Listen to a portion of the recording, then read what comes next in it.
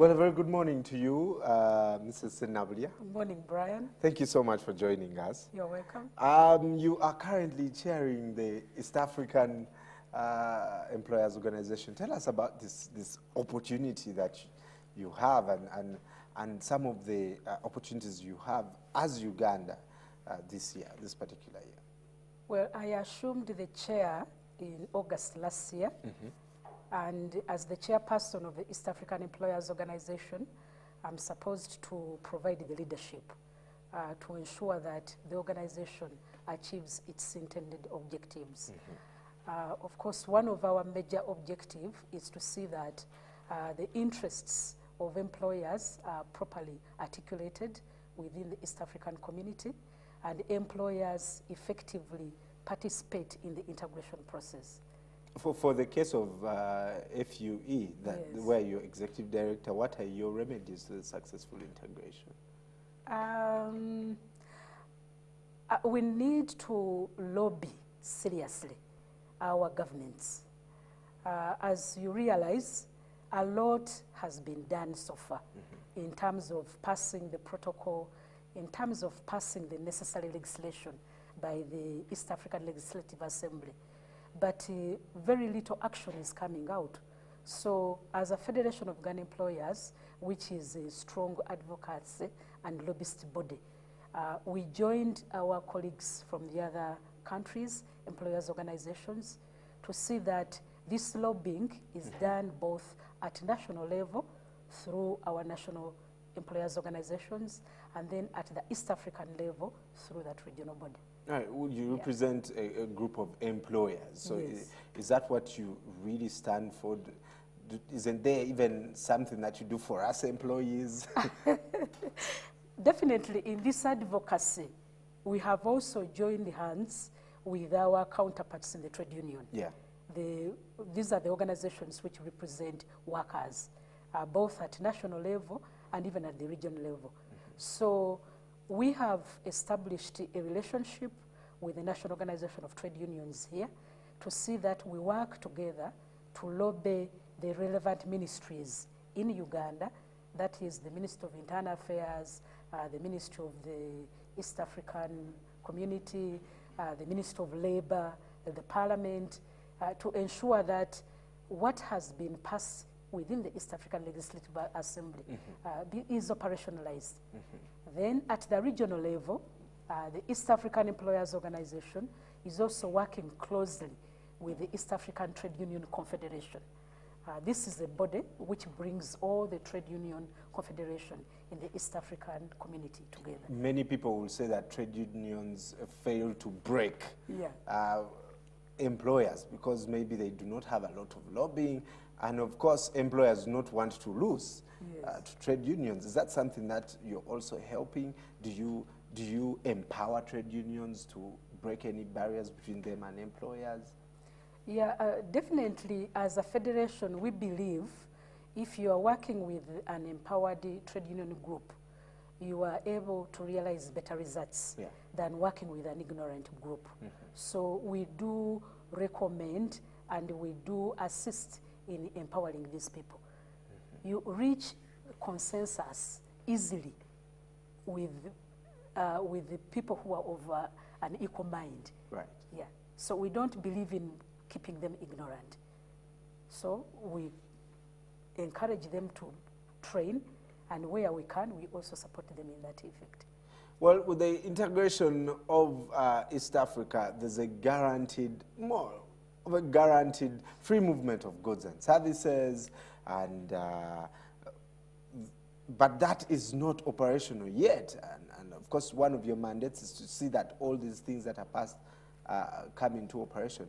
There are still barriers like work permits. Exactly. How are you addressing this as the East African Employers Organization?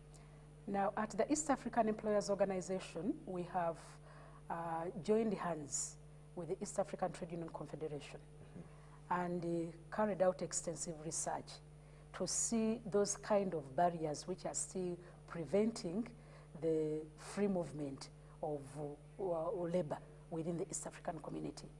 So we came out with a position paper with the 17 recommendations on what national governments need to do to make sure that we operationalize that free movement of workers. Now, this position paper, we presented it to the Speaker of the East African Legislative Assembly in Arusha in February this year, in a delegation which I led together with the colleagues from the East African Trade Union Confederation. We got very good reception from the Speaker plus his colleagues, and he encouraged us to present a petition of the same position paper to the East African Legislative Assembly that was going to meet in Bujumbura in March. And that is what we did in Bujumbura. We presented that petition. Again, we were very well received, and we also had an opportunity to sit into the session where this petition was under the communication of the Speaker of the Legislative Assembly, and it was referred to the Committee of Communication, Investment and Trade to take further action. And how is that going? Is there a hope that something will be done? I think gauging from the reception we received from the Speaker and his colleagues, they are also very anxious to see that the decisions they are making at that level do not remain on paper, but become effective.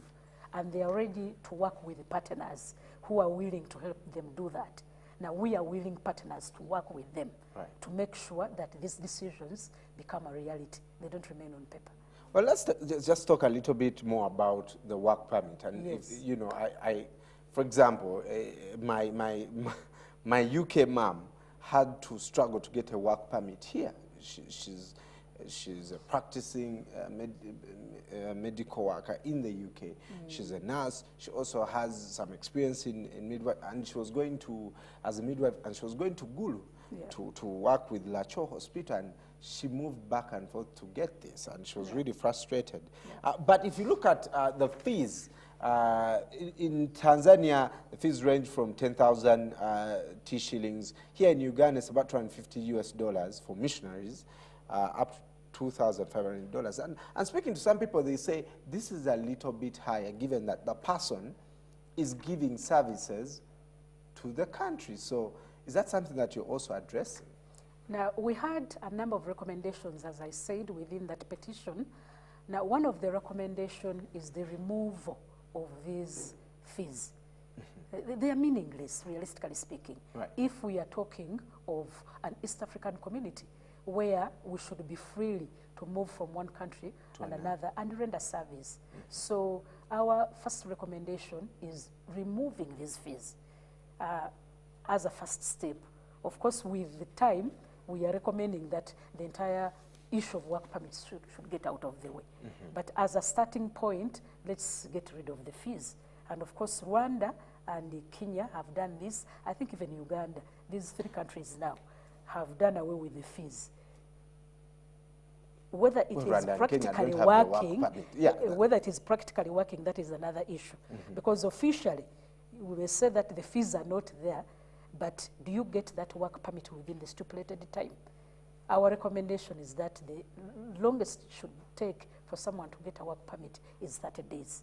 If you can get it within a week, that's excellent. But it shouldn't exceed 30 days. Doesn't the, you know, in hindsight, doesn't keeping this figure there actually help maybe eliminate people who cannot?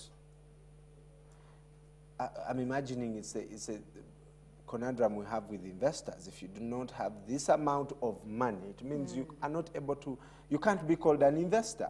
And so if you cannot pay 2,500 shillings if you're going to render your services in mining, it means you cannot be taken on. Won't this remove that? No, I think that is mixing two issues. Because the investors, there are specific regulations which investors have to follow in order to come and operate within a country. And then there is also the issue of allowing these investors or employers to get employees from wherever they want within the East African community. This is what we are talking of.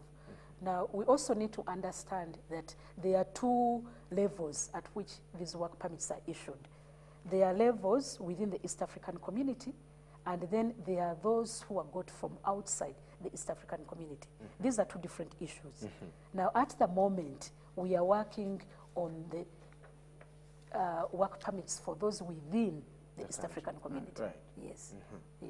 Well, we also, speaking of expatriates and workers here who complain about the lack of skilled labor in Uganda. Yes. And that's because many expatriates will be charged work permit fees, or they must, find one. What's your take on that? Is it still embodied in the same presentation to the Assembly? It is true. As a country, Uganda, we have a very big shortage of skilled labor in quite a number of areas. So you find that employers... And now we are exporting it to other countries. Now what we are exporting security guards, we are exporting domestic workers. These are not really skilled. These are not, no, they are skilled in their respect, but the kind of skilled labor we are looking for are technicians. Right. Now look into plumbing and all that. Yes, we have ours, but they're not trained to the level that employers want them. Okay. Now, when you look now at the oil industry, especially now with the new oil which we are about to start extracting, we don't have the welders who can do welding in that area. So we need to get them from outside. So in this respect, the issue of work permits comes in. Yeah. Well, in case you're just joining us, I am talking to Rosemary Sinabria, who is the chairperson of the East African Employers Organization and also executive director of Federation of Ugandan Employers, talking work permits and whether they're needed or not. Kenya and Rwanda have, well, they do not have work permits anymore. What is Uganda's take on that? You can tweet us at Morning at NTV, and of course, Facebook us, that is Morning at NTV. Something that I have to ask you here, and I read some of your objectives, and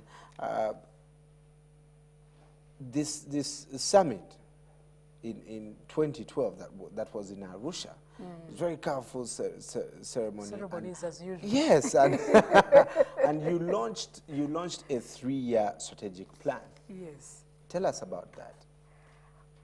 Now, that strategic plan had a number of issues. One was setting up an operational office in Arusha, because this is a new body which was started in 2010 and registered in Tanzania in 2011. So that was one of our key area. Now, the other key area was working on a number of policy priority areas. One of them was on the free movement of workers, which includes the work permits. The other one is on the harmonization of social security, so that it becomes portable. If I'm moving to Kenya, I should not be compelled to withdraw my social security from Uganda because I'm leaving, and then I start contributing afresh in Kenya. So that is one of them.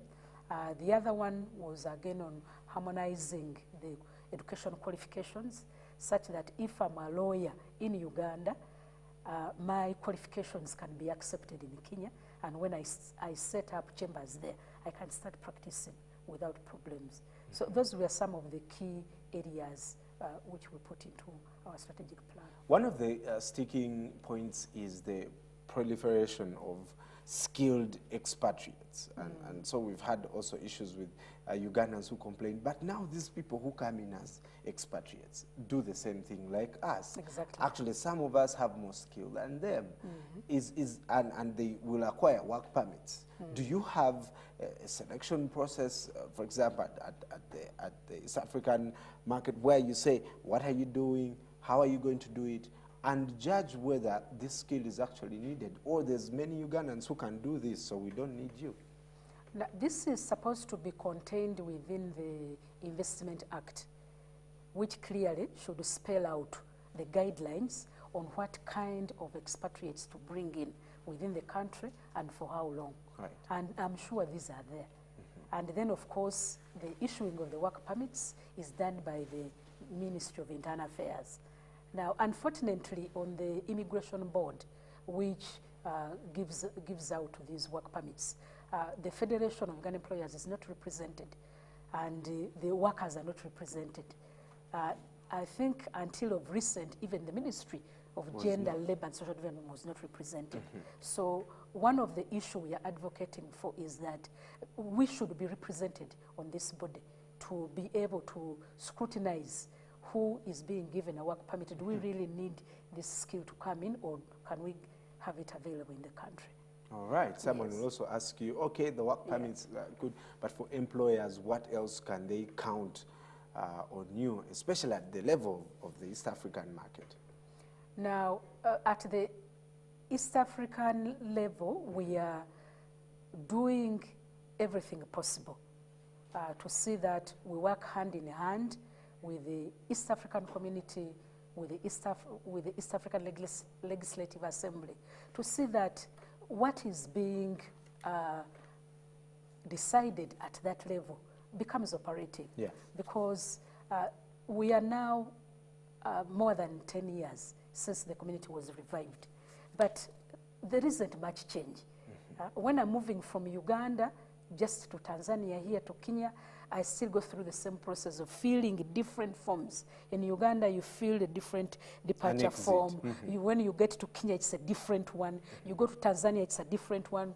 I mean, is that really the community we want? Right. I would expect to have something uniform. And you fill it in one country, full stop. And I just present maybe photocopies or something. Yes. Now, when I got my national ID, I was very excited. So when I was going to travel to Tanzania, I went with it. But I also went with a passport. So when I reached there, I pulled out my national ID. I said, no, we don't accept these. So I asked, is this East Africa? Right. So, yeah. Well, the process is still going on. And before I even let you go, I don't know if you're in position to comment about this. If you look at, I think they form the League of the Willing. And so you see some countries that are still not ready for integration. What is your comment on this? If we are all ready for this, we are excited about the opportunities that lie, especially for a country like Uganda, where we can, spread across the East African market. Yeah. What is your comment on, say, countries that are not willing to be a part of it? We are not happy about this.